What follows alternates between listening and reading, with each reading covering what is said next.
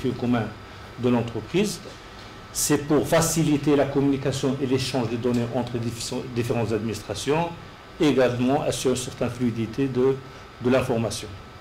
Sachant que les autres identifiants restent obligatoires, ça veut dire l'identifiant fiscal, le numéro de la CNSS, le numéro de registre de commerce.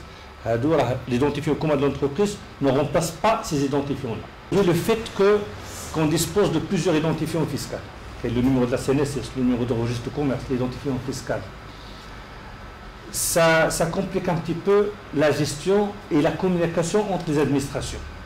C'est pour cela que le gouvernement a décidé de mettre en place un seul identifiant commun à toutes les entreprises, sachant que les autres identifiants continuent donc à être affectés. C'est obligatoire, les autres identifiants. Donc c'est un identifiant en plus, si vous voulez. Pour faciliter, c'est dans un cadre de simplification des procédures et d'échange d'informations et des renseignements entre les différentes administrations.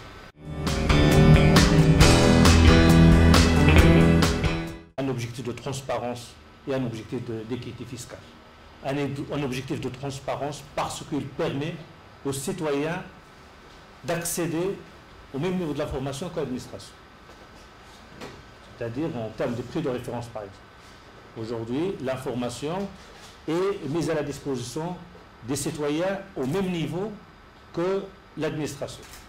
Deuxième objectif, c'est l'équité fiscale parce que il va permettre un traitement homogène et uniforme de tous les citoyens en matière de révision des prix. La position fiscale adoptée en 2015, et on peut les regrouper autour de 4 objectifs. Le premier concerne l'encouragement de l'investissement et la promotion de l'emploi.